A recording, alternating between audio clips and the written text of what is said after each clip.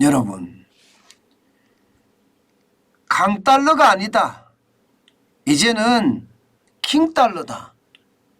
뭐 이런 이야기는 쉽게 들었을 겁니다.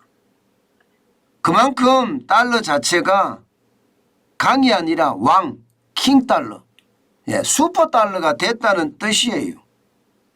지난 14일에 달러 인덱스, 그러니까 6개국 통화 대비해서 달러의 가치를 나타내주는 지표인데 이 지표가 108.5나 기록했습니다.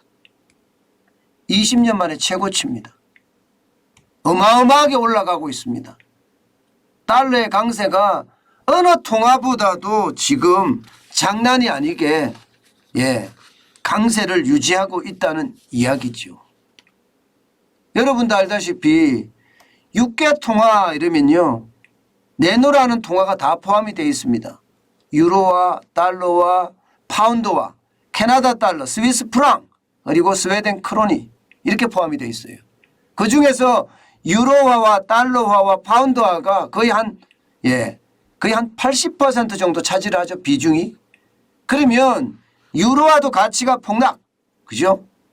그리고 앵화도 가치가 폭락, 일본화요. 그리고 영국의 파운드화도 가치가 폭락, 이렇게 됐다는 뜻입니다. 상대적으로 달러의 가치가 엄청나게 올라갔다는 이야기예요. 이게 좀처럼 안 떨어집니다. 좀처럼. 14일 기준으로 달러 인덱스가 108.5였는데 말입니다. 지금 18일 기준으로도 107.73을 기록하고 있습니다. 그야말로 최고치라고 이야기할 수가 있겠죠. 연일 고공행진을 계속하고 있다, 이런 얘기가 되는 거예요. 그만큼 말입니다. 달러의 강세는 누구도 막지 못한다, 뭐 이렇게 이야기할 정도입니다. 문제는 여러분, 이 달러의 강세가 역사적으로 거슬러 올라가 보면 세계 경제에 엄청난 타격을 줬다는 거예요. 강달러일 때마다 세계 경제 침체가 왔다는 겁니다. 그렇기 때문에 자칫 잘못하면요, 이 강달러의 악순환이 세계 경제를 덮칠 거다, 이런 예측이 지금 나오고 있습니다. 그만큼 말입니다. 달러의 강세가 경제에 미치는 영향이 굉장히 크다는 거예요. 여러분도 보시다시피 달러의 강세가 지금 장난 아니죠. 어느 화폐보다도 가치가 높습니다. 뭐 터키 리라나 여기에 비교하면 24%가 터키가 낮아요. 화폐 가치가 뚝뚝 떨어졌습니다. 일본 앵화도 17.24%가 떨어졌어요. 유로화도 11.40%고요. 우리나라 돈도 9.52%나 떨어졌고요. 위안도 6.25%입니다. 캐나다도 2.53%고. 장난 아니게 떨어지죠. 이렇게 되면 결국 말입니다. 강달러 악순환의 고리에 들어갈 수 있다는 겁니다. 이 강달러의 악순환의 고리가 바로 파멸의 고리입니다. 왜 파멸의 고리냐? 여러분 한번 보세요. 강달러가 되면 많은 제조업체들에서 원자재를 수입할 거 아니에요. 그죠? 수입하면 그 원자재 가격이 어떻게 될까요? 당연히 올라가겠죠. 자국 통화로 달러로 바꿔서 구입해야 되니까. 우리나라만 하더라도 그렇잖아요. 원자재 가격이 안 그래도 올라갔는데 강달러가 되니까 환율까지 올라가서 원자재 가격이 이중으로 오른다고 말씀을 드렸죠. 이렇게 되면요, 제조업의 침체는 어쩔 수 없습니다. 제조업의 침체는. 이대로 계속 간다면 제조업의 침체는 대한민국뿐만 아니라 뭐 중국이나 유럽이나 미국이나 전 세계 경제에 강타할 수밖에 없습니다. 그래서 경기 침체가 온다는 이야기를 합니다. 그런데 경기 침체가 오면 상대적으로 말입니다. 또 원자재 가격이 떨어집니다. 참 희한하죠, 그죠? 왜냐하면 원자재에 대한 수요가 줄어드니까. 제조업에서는 원자재를 사다가 가공해서 완제품을 만드는데 이 제조업이 침체가 되면 원자재를 사용하는 수요가 줄어들 거 아니에요. 수요가 줄어들면 가격이 떨어집니다. 가격이 떨어져요. 가격이 떨어지면 기본적으로 말입니다. 전 세계 무역이 둔화될 수밖에 없습니다. 아니 경제가 팡팡 돌아갈 때는 원자재를 수입을 하잖아요. 그러면 무역이 성립이 됩니다. 근데 이 무역이 성립이 안 된다는 뜻이에요. 무역이 성립이 안 되면 다시 말해서 글로벌 물동량이 줄어들 수밖에 없고 글로벌 물동량이 줄어들면요. 세계 경제 전체적으로 침체를 가할 수밖에 없습니다. 그러면 전체적으로는요. 글로벌 성장세마저도 망가지는 좀 더 심하게 이야기하면 붕괴하는 상황이 옵니다. 그러면 경제가 침체하고 그죠? 뭐 붕괴하는 상황이 온다. 그러면 또 안전자산으로 쏠립니다. 또 안전자산으로. 그러면 제일 안전자산이 어디입니까? 달러 아니에요. 금이나 은도 있지만 달러가 지금은 최고의 안전자산입니다. 그러면 달러가 또 강이 돼버립니다. 달러에 대한 수요가 많으니까. 그러면 여러분 이게 결국 악순환의 고리가 시작되는 거죠. 또 강달러가 되니까 제조업에 타격을 주고 원자재 가격이 떨어지고 글로벌 물동량이 내려가고 성장세가 둔화되고 다시 강달러가 되는 이게 바로 강달러가 일으키는 악순환이라는 거예요. 심지어 말입니다. 둠루프라는 단어까지 씁니다. 쉽게 말하면 이게 결국은 강달러의 파멸의 고리다 이렇게 이야기할 수가 있는 겁니다. 그런데 지금 현장에서 그런 사실이 일어나느냐? 여러분 일어나고 있어요. 일어나고 있습니다. 당장 보세요 여러분. 환율이 우리나라만 하더라도 폭등하잖아요. 달러가 킹달러가 되고 슈퍼달러가 되니까 우리나라 환율도 그만큼 떨어지죠. 환율이 그만큼 떨어지면 어떻게 될까요? 수입 물가는 폭등합니다. 실제로 말입니다.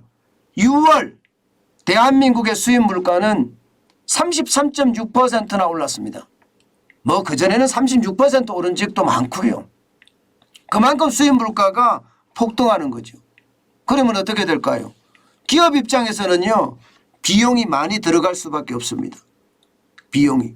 지금 또 올라가는 원달러 환율을 보면 7월 15일만 하더라도 1326원까지 올라갔거든요. 이게 앞으로 얼마나 더 올라갈지도 모른다고 하니 기업의 부담은 굉장히 커질 수밖에 없는 겁니다. 얼마나 부담이 될 거냐? 기업의 생존마저도 위협할 만큼 부담이 된다는 거예요. 안 그래도 우크라이나 전쟁 또 보건위기 코로나 위기 때문에 기본적으로 공급망이 무너져서 원자재 가격이 올라간 데다가 이게 우크라이나 전쟁까지 겹치니까 이게 더 올랐잖아요. 그죠? 여기에다가 강달러가 지속되니까 여기에 또 오른 겁니다. 그러니까 한 겹만 오른 것이 아니라 두 겹, 세 겹, 네 겹, 다섯 겹 계속 오르는 거예요. 그러면 기업 입장에서는 완제품을 만들어서 팔아야 되는데 완제품을 만드는 비용이 많이 들어갈 거 아니에요. 그렇다고 가격이 오른 만큼 원자재 가격이 오른 만큼 가격을 올릴 수 있나요? 못 올립니다. 그러니까 무역 적자가 일어나는 겁니다. 무역 적자가. 실제 대한민국도 무역 적자가 지금 심각합니다. 심지어 말입니다. 여러분 알다시피 독일도 무역 적자가 심각하다고 해요. 독일도.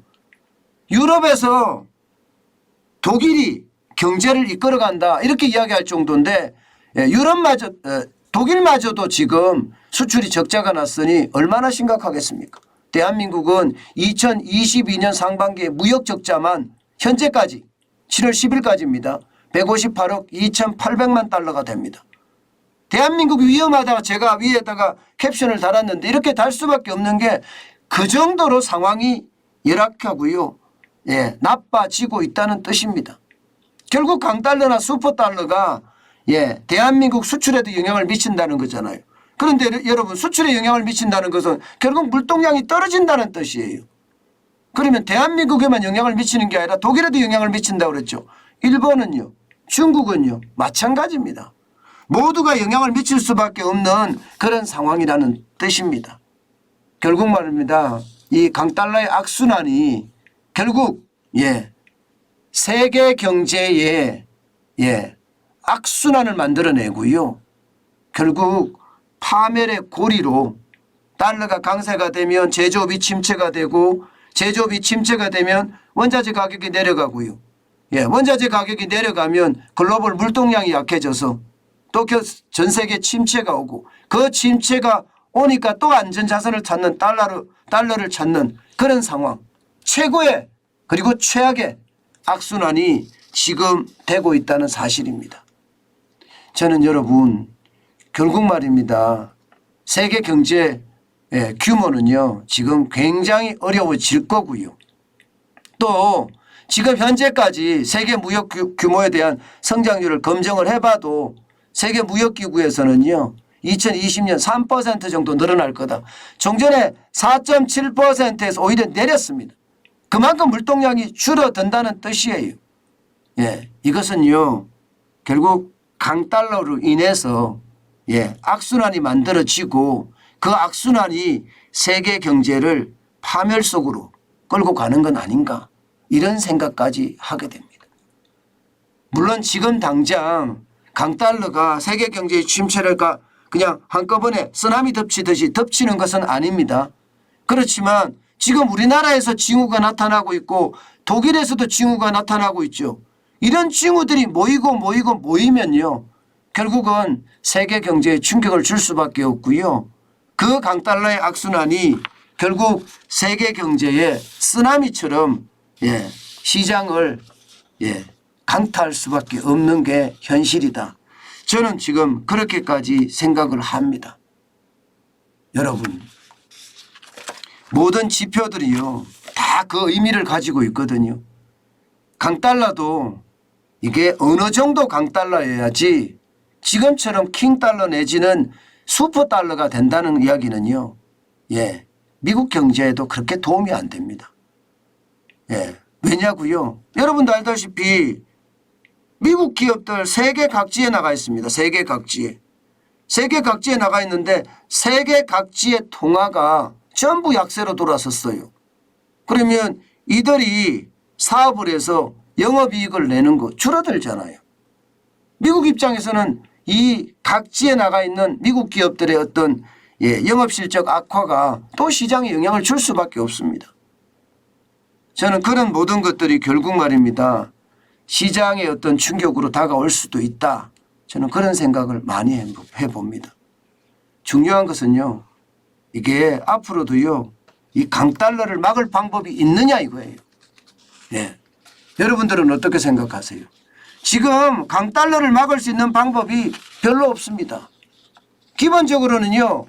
미국의 소비자 물가는 9.1%예요. 6월이. 계속 올라간다는 뜻이에요. 계속 올라간다. 미국 연방준비제도 그러니까 미국 중앙은행은요.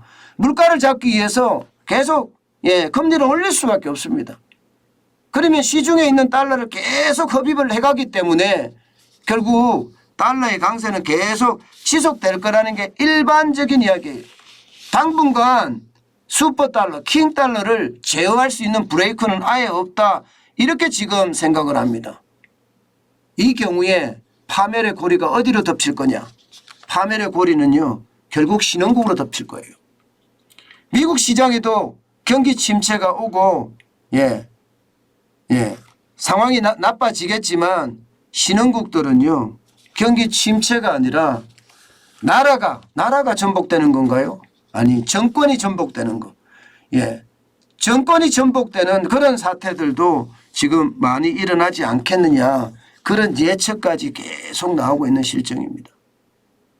여러분 강달러는요. 진짜 최악으로 몰고 갈 수 있는 그런 상황이 올 수도 있다는 것. 여러분도 한 번쯤 알아두시면 어떨까? 저는 그렇게 생각을 했습니다.